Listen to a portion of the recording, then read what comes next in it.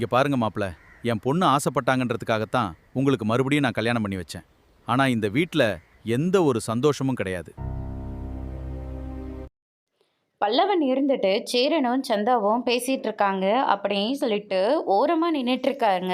அப்ப வரவங்க போறவங்க எல்லாருமே பல்லவன் கிட்ட, எதுக்குப்பா நீங்க நின்றுட்டு இருக்க, என்ன விஷயமா நின்றுட்டு இருக்க அப்படின்னு சொல்லிட்டு கேட்கவும், ஏங்க ஒரு மனுஷன் தனியாக கூட ஒரு இடத்துல நிற்க கூடாதா, நின்னா உங்க எல்லாருக்கும் பதில் சொல்லிட்டு தான் இந்த இடத்துல நான் நிற்கணுமா, போயிட்டு உங்களுக்கு ஒரு வேலை இருந்தால் போய் பாருங்க போங்க அப்படின்ற மாதிரி பல்லவன் வந்து திட்டிடுறாங்க. உங்களுக்கு ஹிந்தி தெரியாதா அப்படின்னு சொல்லிட்டு கேட்கவும், உங்களுக்கு முதல்ல தமிழ் தெரியாதா அப்படின்ற மாதிரி சொல்லிடுறாரு. என்ன இந்த பையன் இப்படியெல்லாம் பேசிகிட்டு இருக்கான் அப்படின்னு சொல்லிட்டு புலம்பிட்டே அவங்களும் அங்கேருந்து கிளம்பிடுறாங்க. அதுக்கடுத்ததாக வந்து பார்த்திங்கன்னா சந்தா இருந்துட்டு, எனக்கு ரொம்ப பயமாக இருக்குது, வீட்டில் எல்லாரும் என்னென்னமோ பேசிக்கிட்டு இருக்காங்க, அவங்க பேசுகிறதெல்லாம் பார்த்தாவே எனக்கு ரொம்ப பயமாக இருக்குங்க அப்படின்ற மாதிரி சொல்கிறாங்க. உடனே சேரன் இருந்துட்டு, போதும் சந்தா, இங்கேருந்து நீ கஷ்டப்பட்ட வரைக்கும் போதும், எனக்காக தானே நீ இவ்வளோ தூரம் கஷ்டப்பட்டுட்டு இருக்க, இப்போவே என் கூட வந்துரு, ஆனது ஆகட்டும், அதெல்லாம் அப்புறமா பார்த்துக்கலாம், நான் உன்னை நல்லபடியாக பார்த்து பண்ணிடுறேன் சந்தா அப்படின்ற மாதிரியே சொல்கிறாங்க. நீங்கள் என்னை பார்த்துப்பீங்கன்னு எனக்கு நல்லாவே தெரியும், ஆனால் நான் இப்போ வந்தால் தேவையில்லாமல் பிரச்சனை வந்துடும், ஏன்னா அவங்க ரொம்பவே முரட்டுத்தனமான ஆளுங்க, ஏதாச்சும் உங்களை பண்ணிடுவாங்களோ இல்லை நம்ம வீட்டு ஆளுங்களை ஏதாச்சும் பண்ணிடுவாங்களோன்னு ரொம்பவே பயமாக இருக்குது, அதனால தான் நான் வரமாட்டேன்னு சொன்னேன். அன்னைக்கு உங்களை சமாதானம் பண்ணுறதுக்காக தான் அவங்க சரின்னு சொன்னாங்களே தவிர, உங்களுக்கு கல்யாணம் பண்ணி வைக்கிறதுல எங்கள் வீட்டாளங்களுக்கு துளி கூட விருப்பம் இல்லை, எனக்கு என்ன நடக்குமோ நினச்சாவே ரொம்ப பயமாக இருக்குங்க அப்படின்ற மாதிரி சொல்லி ரொம்பவே ஃபீல் பண்ணி அழுந்துட்டுருக்காங்க.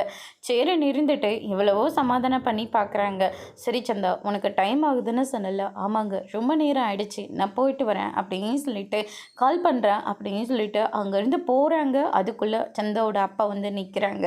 அவரை பார்த்த உடனே, இந்த ஆள் யார் இங்கே வந்து நின்றுட்டு இருக்காங்க, இவரும் நம்மளை கிராஸ் பண்ணி தானே போனார் அப்படின்னு சொல்லிட்டு பல்லவன் ஒரு பக்கம் நிற்கவும், வணக்கங்க, இது என்னுடைய தம்பி அப்படின்ற மாதிரி சொல்லிடுறாங்க.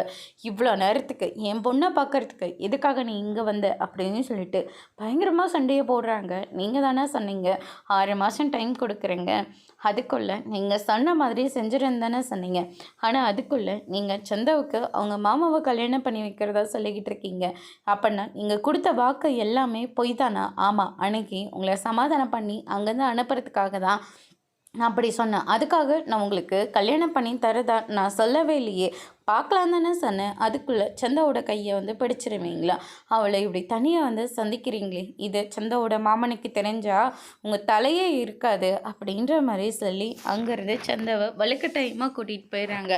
சேரனும் ரொம்பவே ஃபீல் பண்ணிகிட்ருக்காங்க.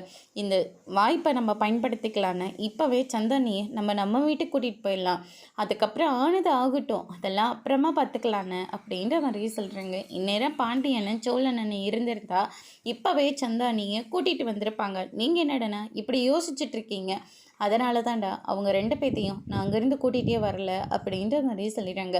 நீ என்னடனா நீயும் அவங்கள மாதிரியே பேசுகிற, வேறு என்னென்ன பண்ண முடியும், பார்த்தீங்கல்ல அவங்க அன்னைக்கு உங்களை சமாதானம் பண்ணி அனுப்புறதுக்காக தான் அவ்வளோ ஒரு பொய்யே சொல்லியிருக்காங்க, அதையும் நீங்கள் நம்பிட்டு வந்திருக்கீங்க, இப்போ பார்த்தீங்களா அவங்க எப்படியெல்லாம் பேசிட்டு போகிறாங்கன்னு, இந்த வாய்ப்பை நம்ம பயன்படுத்திக்காமல் போயிட்டீங்கன்னா சந்தானிக்கு அவங்க மாமாவை கல்யாணம் பண்ணி வச்சுருவாங்கன்னு அப்படின்ற மாதிரியே சொல்லிடுறாங்க.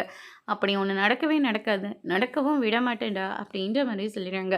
அதுக்கு அடுத்ததான் இந்த பக்கம் நம்ம நிலா இருந்துட்டு இட்லியெல்லாம் ஆச்சு வச்சிட்ருக்காங்க. அப்போ நம்ம சோழன் வராரு. சோழன் வந்த உடனே வந்து பார்த்திங்கன்னா நிலாவை வந்து அப்படியே காதல் மலையால் பொங்கி தள்ளிக்கிட்டு இருக்காங்க. அந்த நேரம் பார்த்து தண்ணி குடிக்க வந்த பாண்டி அதை வேற பார்த்துறாரு. சாரிங்க, நான் தெரியாமல் வந்துட்டேன் அப்படின்னு சொல்லிட்டு பாண்டி அங்கேருந்து போயிடுறாங்க. இவன் எதுக்கு இந்நேரத்தில் இங்கே வந்தான் அப்படின்னு சொல்லிட்டு சோழன் ஒரு பக்கம் புலம்பிட்டு இருக்கவும், சாரிடா தண்ணி எடுக்க தாண்டா வந்தேன், பாண்டி நீங்கள் வந்து தண்ணி எடுத்துகிட்டு போங்க, சோழன் எதுவாக இருந்தாலும் நைட்டுக்காக பார்த்துக்கலாம், முதல்ல கிளம்புங்க அப்படின்ற மாதிரி சொல்லிடுறாங்க. வெளியே உட்காந்து பேசிக்கிட்டு இருக்கிற போது கரெக்டாக நம்ம நிலாவோட அப்பாவும் வந்துடுறாங்க.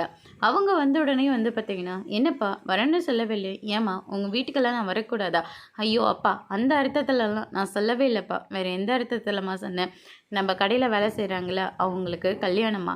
சரி அவ்வளோ தூரம் கூப்பிட்டு இப்படி வராமல் போகிறதுன்னு தான் சென்னை வடமலையில் தான் கல்யாணமே வச்சுருக்காங்க. அதனால தான் நான் இங்கே வந்திருக்கேன் அப்படின்ற மாதிரியே சொல்லிடுறாங்க. டீ எடுத்துகிட்டு வரேன் இருங்கப்பா அப்படின்னு சொல்லிட்டு நிலா போய் டீ எடுத்துகிட்டு வராங்க. அந்த நேரம் பார்த்து நடேசன் வராங்க. என்னம்மா அப்பாவுக்கு வெறும் டீ மட்டும் கொடுத்துருக்க, ஸ்நாக்ஸ் ஏதாச்சும் கொடுக்க வேண்டியதானே, அதெல்லாம் ஒன்றும் தேவையில்ல அப்படின்ற மாதிரியே சொல்லிடுறாங்க. அவர் பேசினதை பார்த்தோன்னே மனோகருக்கு ரொம்பவே அதிர்ச்சியாக இருக்குது.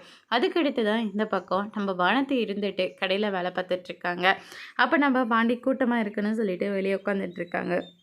நீ வானத்தை இருந்துட்டு என்ன பாண்டி உள்ளே வர வேண்டியதுதானே, உள்ளே தான் வந்தேன் கூட்டமாக இருந்தாங்க அதனால தான் வரல அப்படின்ற மாதிரியே சொல்லிடுறாங்க. நீ சாப்பிட்டியா பாண்டி? நான் சாப்பிட்டேன். நீ சாப்பிட்டியா? இன்னும் இல்லை பாண்டி, வா ஒன்றா சாப்பிட்லாம் அப்படின்னு சொல்லிட்டு கூப்பிட்டுட்டு இருக்காங்க. அந்த நேரம் பார்த்து டாக்டர் வராரு. டாக்டர் வந்த உடனே வந்து பார்த்தீங்கன்னா நான் எல்லா மருந்து மாத்திரையும் எழுதி கொடுத்துருக்கேன், இனிமேல் அந்த கம்பெனி பிராண்டே நீங்கள் யூஸ் பண்ணுங்க அப்படின்ற மாதிரி சொல்லிடுறாங்க. வானத்தை இருந்துட்டு அந்த டாக்டரை பற்றி ரொம்பவே பெருமையாக வந்து பேசிகிட்டு இருக்காங்க. எவ்வளோ ஸ்மார்ட்டாக இருக்காங்க பாரு அப்படி இப்படின்னு சொல்லிட்டு அவரை வர்ணிச்சிட்டு இருக்காங்க. இது பாண்டிக்கு சுத்தமாக பிடிக்கவே இல்லை. அதோட இன்னைக்கான எபிசோட் முடிச்சிருக்காங்க. இனி ஐயனார் துணை சரியில்லை அடுத்தடுத்து என்னெல்லாம் நடக்க போகுதுன்றதை வெயிட் பண்ணி பார்க்கலாம். தேங்க்யூ.